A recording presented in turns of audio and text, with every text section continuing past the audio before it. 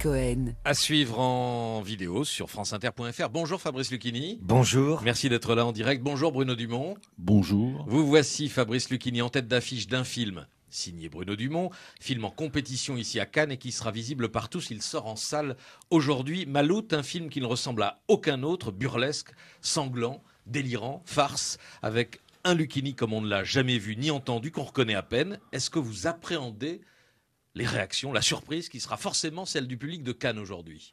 Alors Bruno Dumont, il dit qu'il ne cherche pas le rire consensuel. Il dit que quand on veut faire rire tout le monde, on fait rire personne.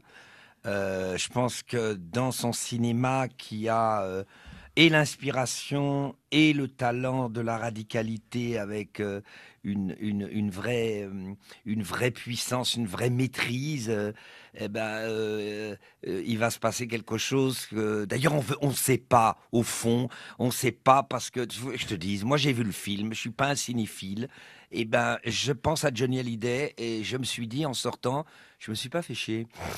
Voilà, je me suis pas du tout ennuyé. Et c'est déjà bien. C'est déjà énorme. C'est déjà bien. Bruno Dumont, est-ce que vous cherchez cet effet de surprise? Parce que votre film fonctionne sur des transgressions sociales, sexuelles, alimentaires aussi.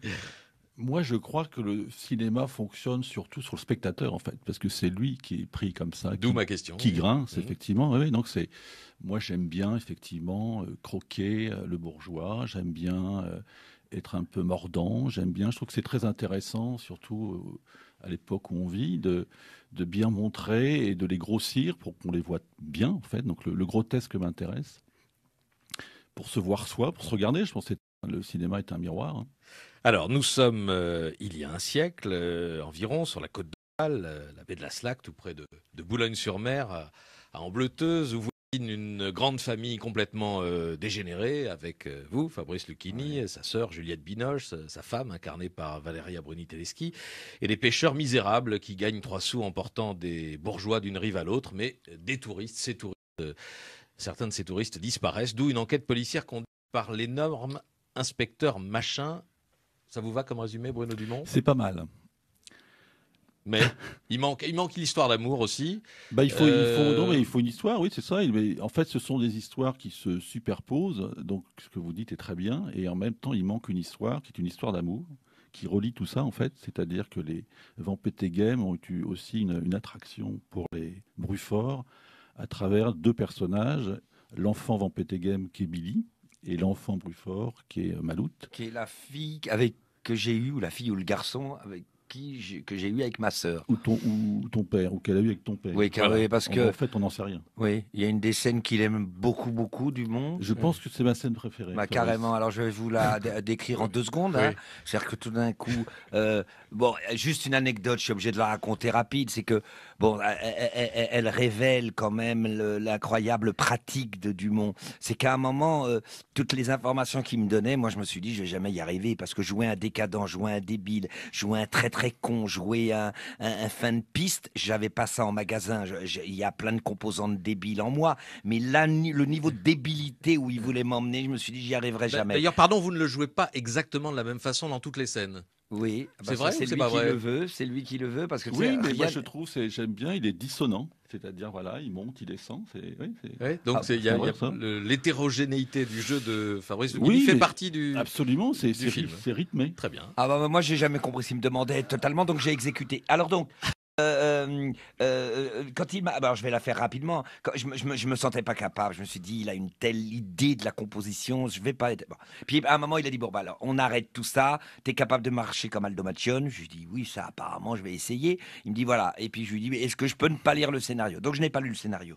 Très rapidement, je me suis retrouvé sur une plage avec la direction de Bruno Dumont. Alors faut savoir que c'est son paysage préféré. Faut voir aussi que le Nord est un pays sublime avec un public extraordinaire. C'est-à-dire les gens du Nord sont exceptionnel.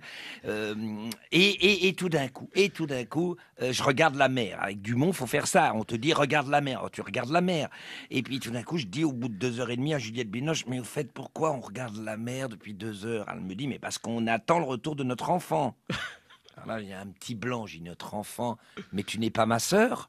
Elle me dit, mais oui, mais tu m'as violé. Tu n'as donc pas lu le scénario?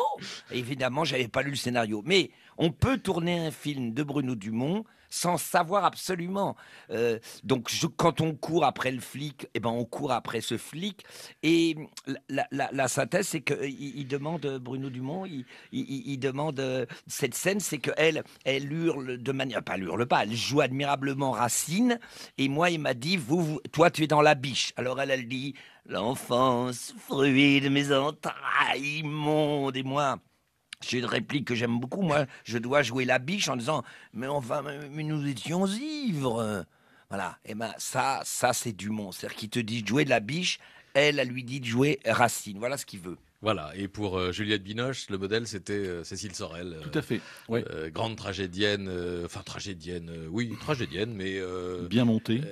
Voilà, et qui est toujours au bord de l'hystérie dans le jeu, on peut le... Oui, on de peut le dire l'hystérie, comme mais en ça. même temps, même Cécile Sorel avait quelque chose qui la reliait au ciel, quand même. Elle était bien montée aussi au ciel, donc elle a fini sa vie dans un couvent, hein, Cécile Sorel. J'ai vu quelque part, Bruno Dumont, que vous disiez que la famille Van Peteghem, c'était une représentation de la famille du cinéma français. C'est comme Je ça pense que vous... c'est une représentation des familles en général, dont le cinéma français aussi, mais peut-être de tout, du journalisme, de la vie politique, de Donc, de un nous tout petit tous. peu des nantis, tu as l'air de dire. Oui, Oui, mais c'est des pour ça que dans le nantis. Paris- oui. Oui, quoi Des nantis consanguins de surcroît. Hein.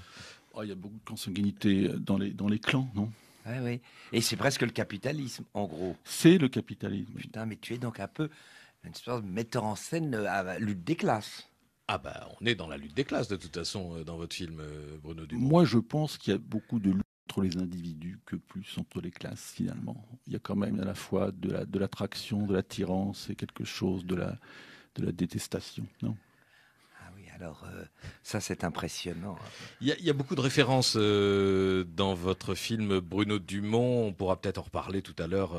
Laurel et Hardy pour le couple de policiers, Tati pour les bruitages, Fellini et son 8,5 pour le personnage qui s'envole, part en l'air accroché à une ficelle. Moi j'ai pensé une autre référence, je ne sais pas si elle va vous plaire, mais des prolos du Nord qui se frottent à une grande famille de Tourcoing. Ça avait déjà inspiré un autre cinéaste nordiste, c'était Étienne Châtillier pour La vie est un long fleuve tranquille, le choc culturel entre les groseilles et les lequénois, sauf que là, vous poussez le curseur encore plus loin vers la satire, la caricature, le décalage à la fois burlesque et poétique. Mais vous savez, il y a une tradition dans le Nord qui est bien implantée, c'est le carnaval, c'est-à-dire justement cette grotesque.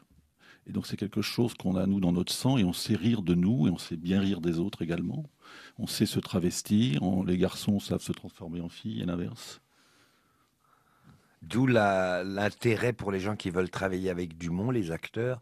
Faut pas qu'ils pensent qu'ils vont jouer sur un médium raffiné. Celui qui a peur d'être ridicule, celui qui a peur d'aller au bout énorme, quitte à être extrêmement mauvais, ou le tenter tout au moins, mais des fois ça donne des résultats étonnants, il faut pas qu'il aille chez Dumont. Dumont n'aime pas la psychologie, Non, mais... et Dumont n'aime pas la psychologie. Mais vous avez eu peur, Fabrice Lugueni, vous avez hésité. Ah bah oui, parce qu'il il déteste apparemment quand il te vend la cam, il dit qu'il aime pas trop la nuance, il déteste le naturalisme. Donc là, je me suis dit, comment on va faire? Au bout d'un quart d'heure où je le rencontre dans un café, il commence à me faire avec une phobie comme ça. Il me dit, moi, le naturalisme, je déteste ça. Je dis, putain, comment on va s'entendre?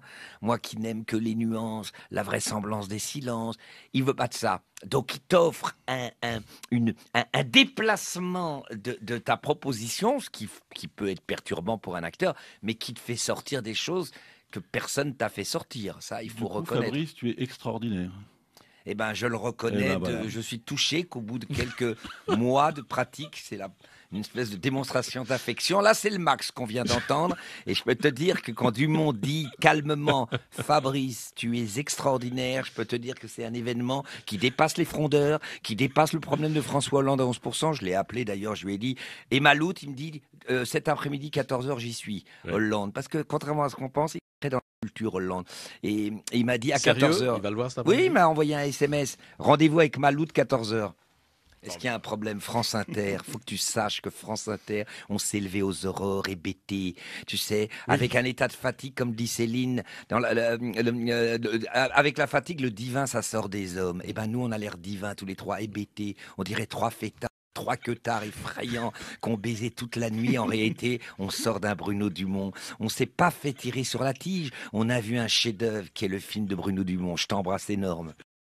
que quand Dumont dit calmement Fabrice, tu es extraordinaire, je peux te dire que c'est un événement qui dépasse les frondeurs, qui dépasse le problème de François Hollande à 11%. Je l'ai appelé d'ailleurs, je lui ai dit. Et Maloute, il me dit cet après-midi, 14h, j'y suis, Ouais. Hollande. Parce que contrairement à ce qu'on pense, il est très dans la culture Hollande. Et il m'a dit à Sérieux, 14h. il va le voir cet Oui, après-midi il m'a envoyé un SMS. Rendez-vous avec Maloute, 14h. Est-ce qu'il y a un problème France Inter? Faut que tu saches que France Inter, on s'est levé aux aurores hébétés, tu sais, avec un état de fatigue, comme dit Céline. Avec la fatigue, le divin, ça sort des hommes. Et ben nous, on a l'air divins tous les trois, hébétés. On dirait trois fêtards. Trois queutards effrayants qu'on baisait toute la nuit. En réalité, on sort d'un Bruno Dumont. On s'est pas fait tirer sur la tige. On a vu un chef-d'œuvre qui est le film de Bruno Dumont. Je t'embrasse énorme.